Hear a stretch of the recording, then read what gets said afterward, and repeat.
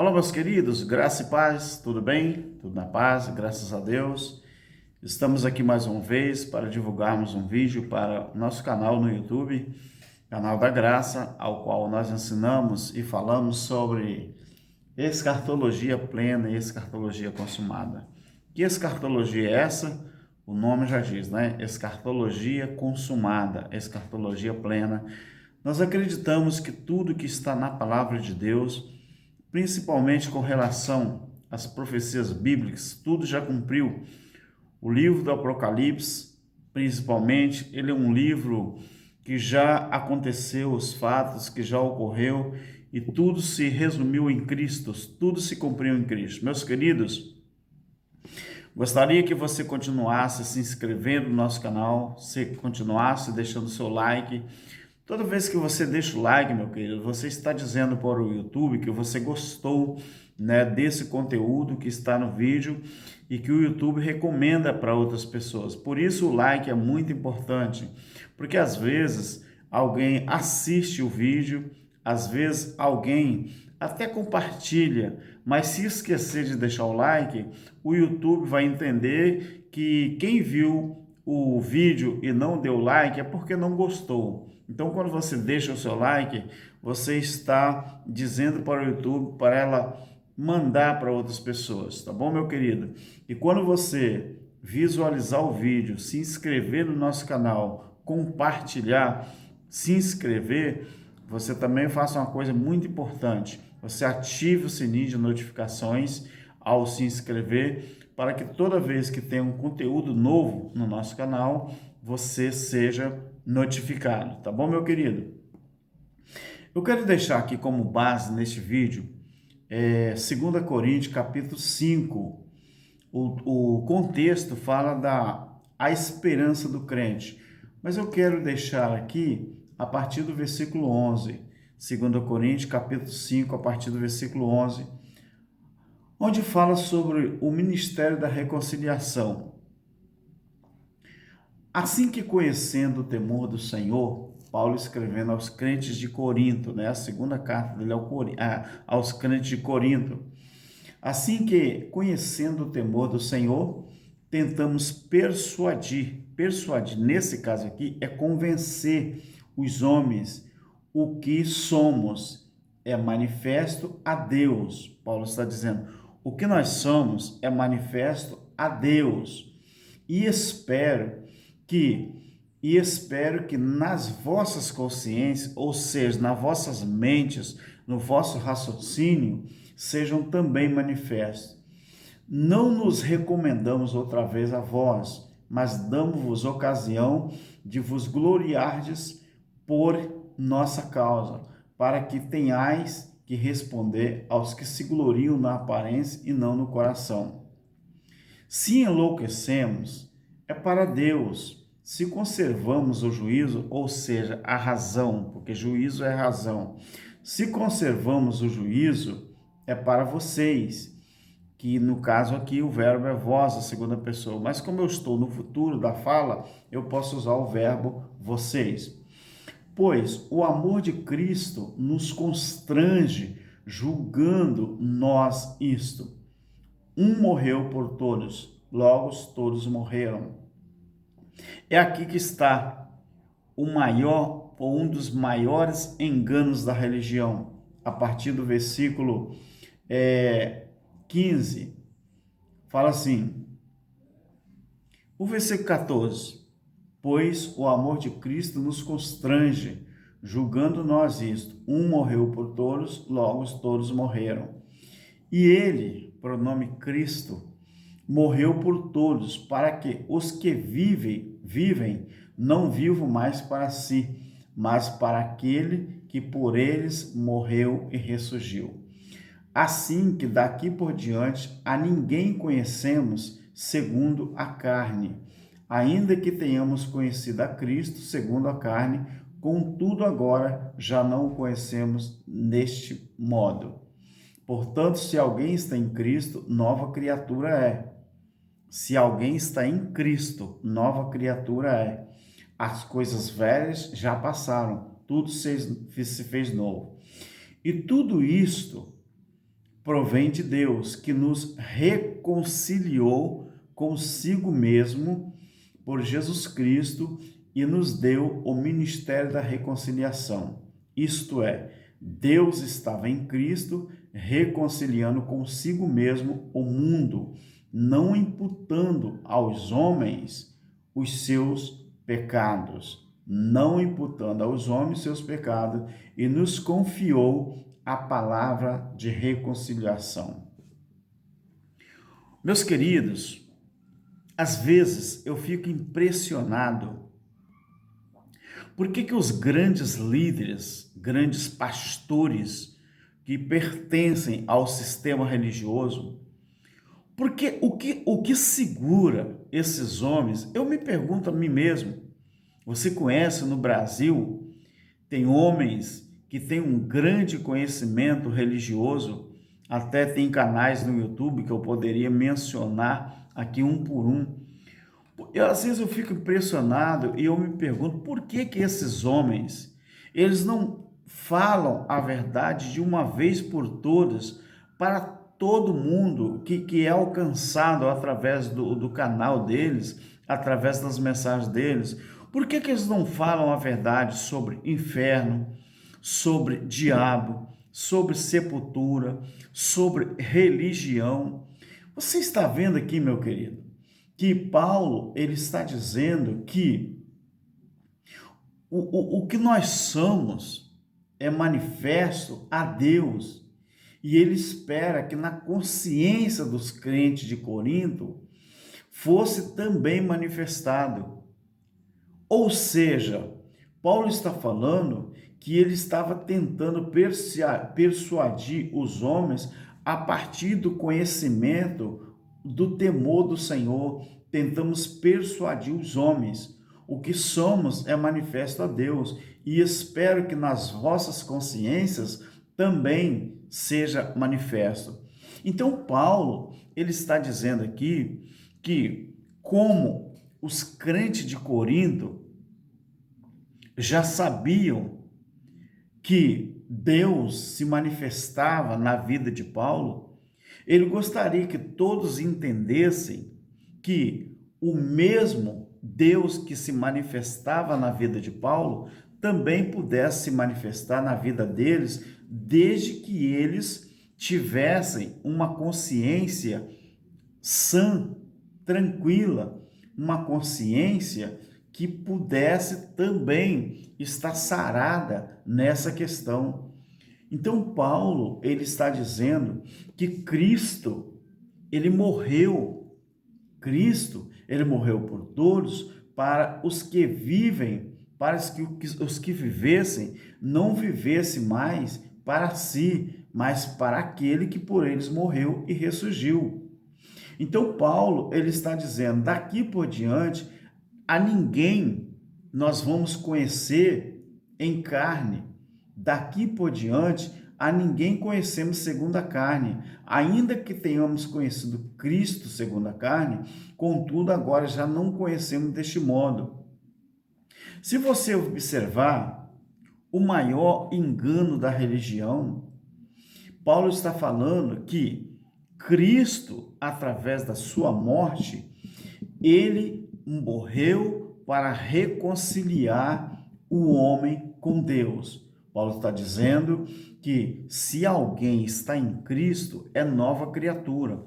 Quando você entra numa denominação evangélica, uma das primeiras coisas que os líderes religiosos ensinam a você e obrigam a você a fazer é que você possa estar ali, mas você tem que se submeter ao regime daquela congregação, daquela igreja, daquela denominação. Sabe o que eles mostram para você, meus queridos? Aqui está o nosso estatuto. Aí o estatuto daquela denominação vai dizer que você tem que batizar na água, se você ainda não é batizado. O estatuto vai dizer que você tem que dizimar dinheiro todo mês. O estatuto vai dizer se você, com que tipo de roupa que você tem que se comportar, ou você vai ter que usar. O estatuto vai dizer para você quantos dias que tem culto físico naquela congregação ou naquela denominação. O estatuto vai dizer o que é regra na igreja deles. O que acontece?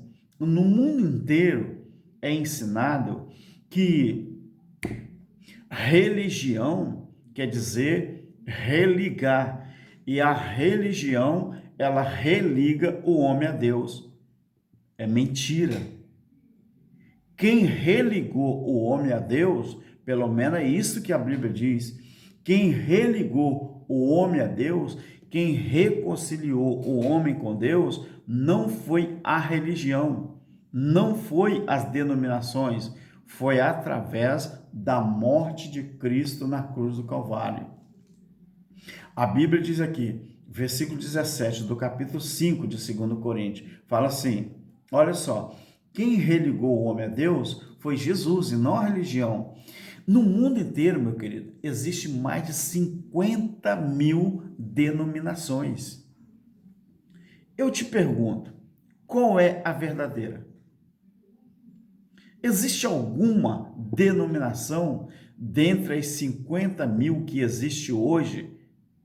Existe alguma verdadeira ao qual Deus, ele, vamos dizer assim, se adequa, ou que Deus aprova? Eu tenho certeza e convicção que não existe uma só denominação ao qual Deus se adequa. Sabe por quê? Porque Deus, ele não está preocupado com religião. Ele não está preocupado com religiosidade. Ele não está preocupado com nomes de igrejas, nomes de denominação. Dentre essas 50 mil denominações, como você entra nessa igreja? Para você fazer parte de uma dessas 50 mil, quais são as exigências deles? Como? As igrejas, templos evangélicos, igreja somos nós. Os templos evangélicos, as denominações, eles ensinam você que para você pertencer ao rol de membro, você tem que fazer tudo o que está no estatuto.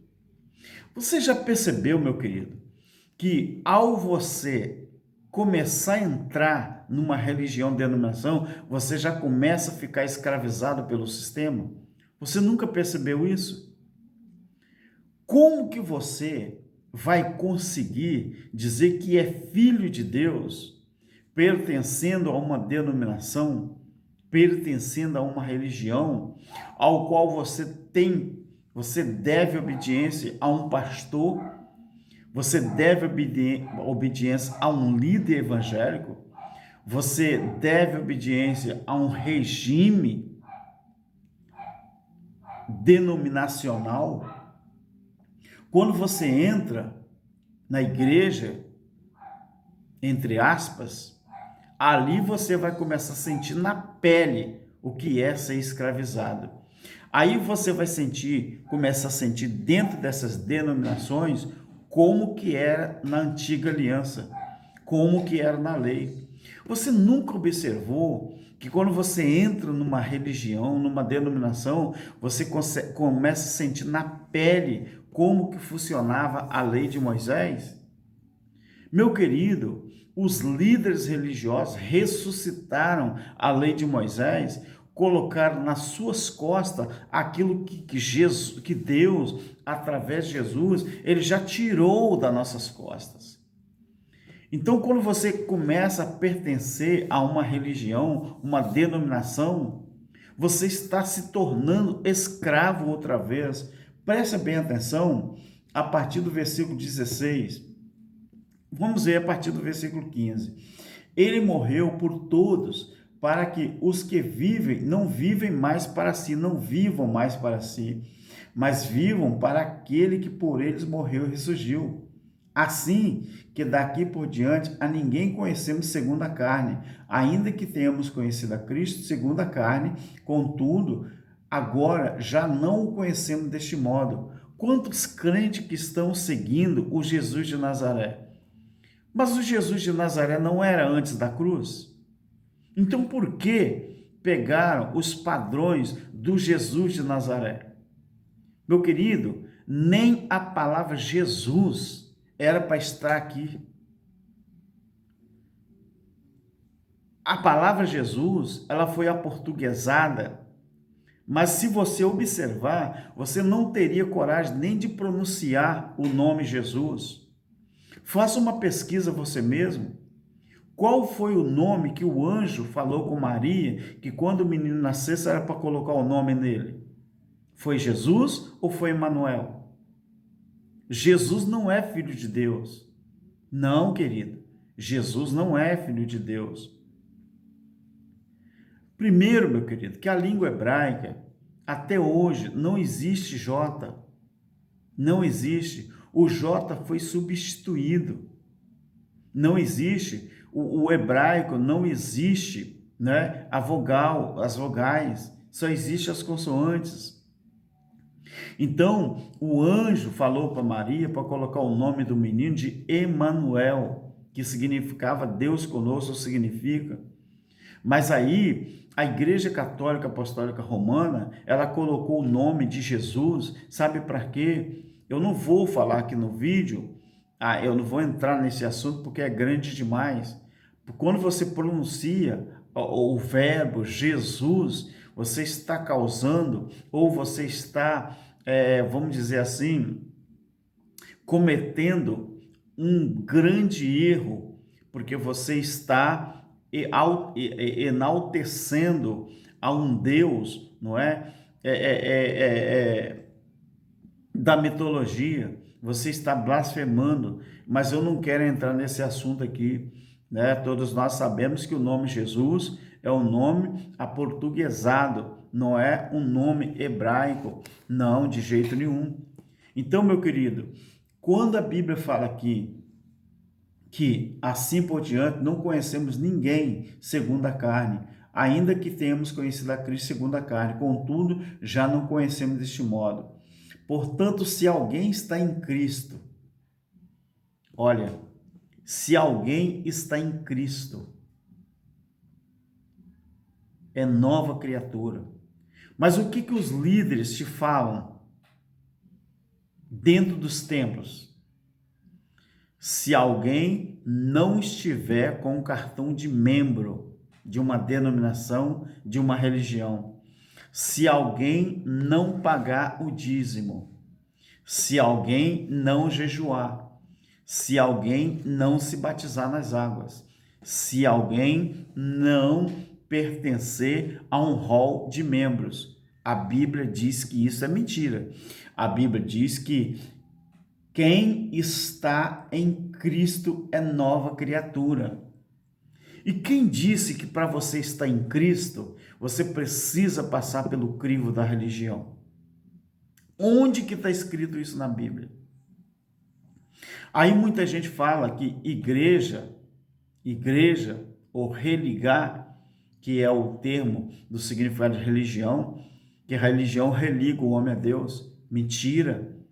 Quem religa o homem a Deus, quem religa o homem a Deus, foi Jesus, foi o Cristo ressuscitado através do seu sacrifício na cruz. Então observe, meu querido, que tudo que os religiosos ensinam aos seus membros é tudo mentira. Eu não preciso de religião. Eu não preciso frequentar um templo evangélico. Eu não preciso frequentar a uma denominação. Não. Quem está em Cristo é nova criatura. As coisas velhas já passaram e eis que tudo se fez novo. A Bíblia diz ainda no versículo 18 do capítulo 5 de 2 Coríntios: e tudo isto provém de Deus, que nos reconciliou consigo mesmo por Cristo e nos deu o ministério da reconciliação. Qual é o ministério da reconciliação? Mas os religiosos de hoje, eles não vivem o ministério da reconciliação. Eles vivem o ministério humano, o ministério das suas convenções, o ministério das suas denominações. Então a pergunta que eu faço, por que esses grandes líderes evangélicos, quando eu falo grande, é porque são muito conhecidos, tem nada a ver com o seu grau de espiritualidade? Não, eu falo pelo conhecimento que eles têm e eles são conhecidos. Por que eles não falam a verdade, meu Deus? Você está vendo os escândalos que está acontecendo nesses últimos dias no meio evangélico? Pastores caindo em adultério e as suas convenções nem estão aí. Os seus presidentes de convenção apoiando esses caras. Eu falo para você, aonde que tem Deus nisso? Deus não está nem aí, meu querido. Sabe por que Deus não está nem aí? Porque isso é coisa de homem.